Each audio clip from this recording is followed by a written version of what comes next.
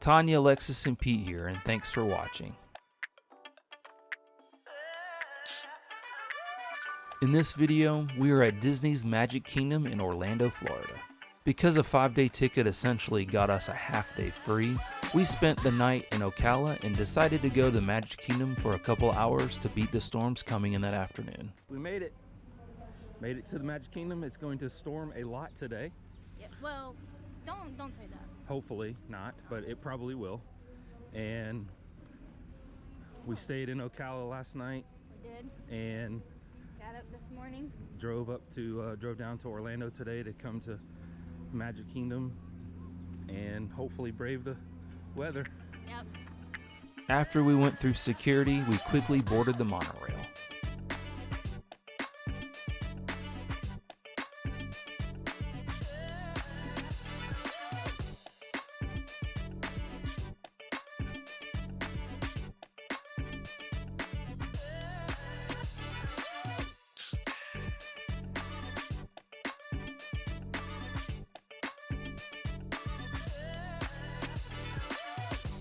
This was our first time using Disney's Magic mobile app, and we ended up using it on our phones and watches a lot throughout this trip.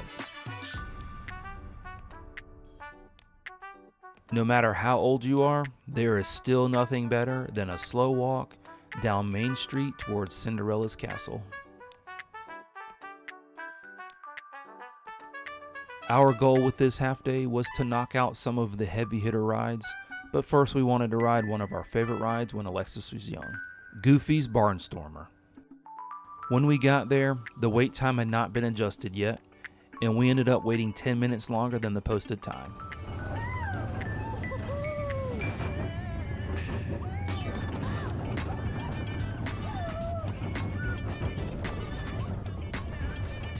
After the Barnstormer, we decided to brave the line at the Seven Dwarfs Mine Train. The posted wait was 70 minutes, but we waited over 2 hours.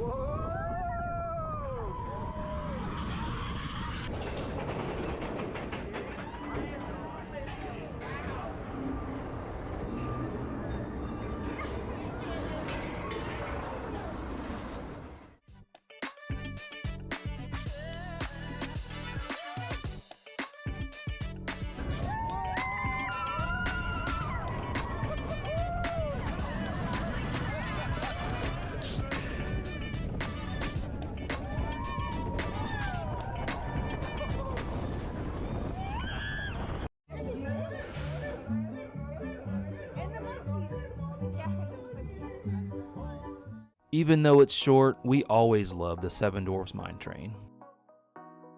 Our next stop was through Frontierland to Big Thunder Mountain. No matter how old I get, Big Thunder Mountain will always be one of my all-time favorite rides.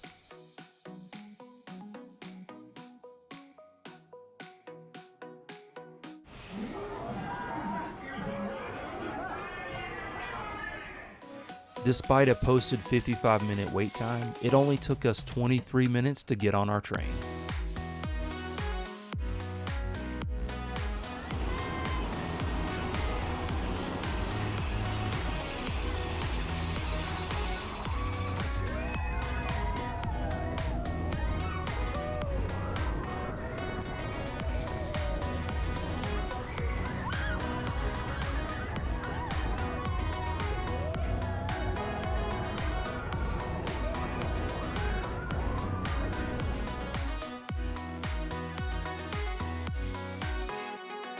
Since they're so close, and we read that it was closing for good soon, we got right in the Splash Mountain line.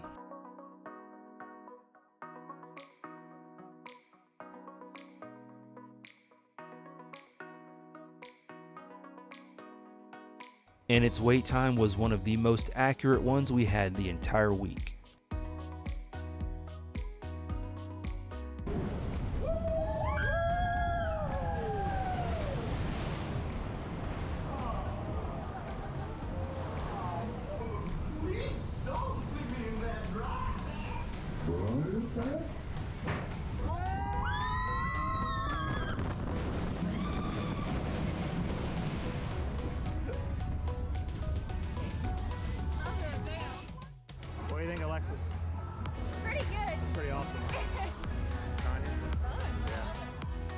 After Splash Mountain, it started to rain, so we stopped at Pecos Bill, Tall Tale Inn for fajitas and nachos. The rain started picking up at about 3 p.m., so we quickly got in line at Pirates of the Caribbean. It had a posted wait time of 45 minutes, but we only ended up waiting 30. And by the time the ride was over, the downpour had begun.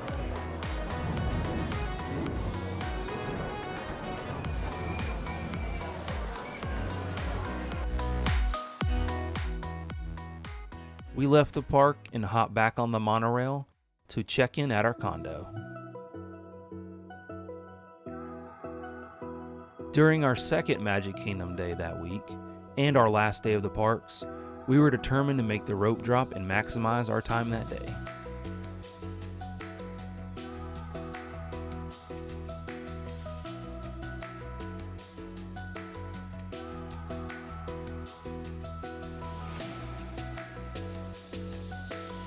After a successful day of using Genie Plus at Hollywood Studios, we decided to buy it again at the Magic Kingdom.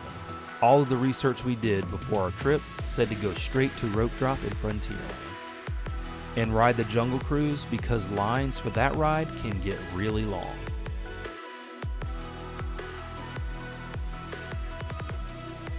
Along with this strategy, it said to book our first Lightning Lane that morning for Peter Pan's flight.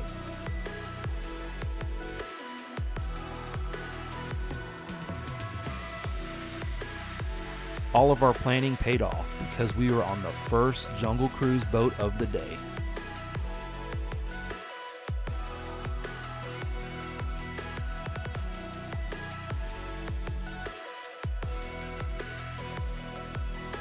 Although it's a little cheesy, the Jungle Cruise is a classic original ride that you cannot miss. We exited the Jungle Cruise and went straight to our 9:15 Peter Pan's Flight Lightning Lane.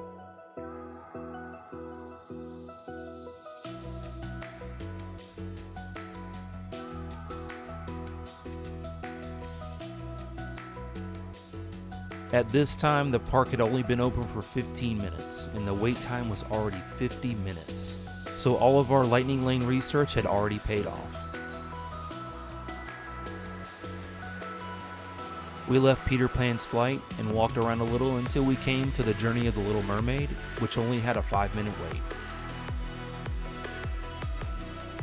This was just enough to waste a little time before our It's a Small World Lightning Lane. This is another original cheesy ride, but it's a must ride for us. As soon as you check in for your Lightning Lane, you're able to book your next one. So we grabbed an 11 a.m. for Buzz Lightyear. That meant we had a little time to kill. So we hopped right onto one of our favorite rides, the Tomorrowland People Mover.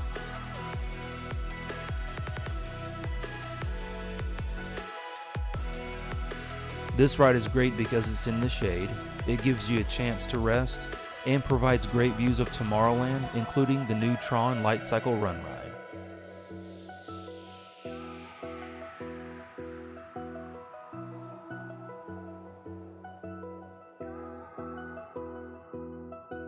For our next Lightning Lane, we had read that there was a 5-minute grace period before your check-in time started, and it worked when we tried to check in early for Buzz Lightyear.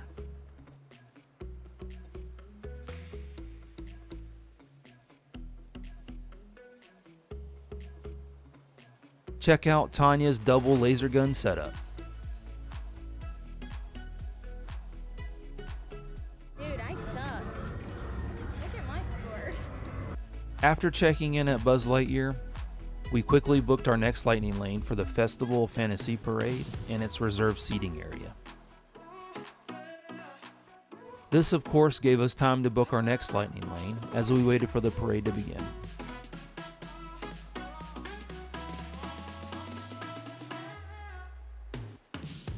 After the parade, we grabbed some lunch at Casey's Corner.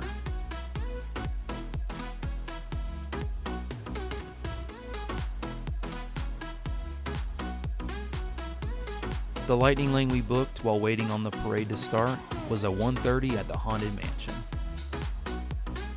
Lightning Lane GAS tracking.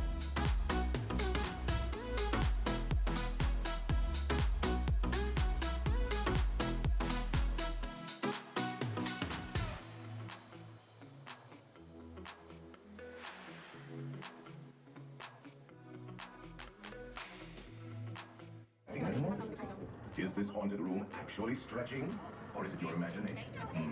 Alexa swore this was a water ride, but we think she may have gotten it confused with Six Flags. Peggy, you don't remember that.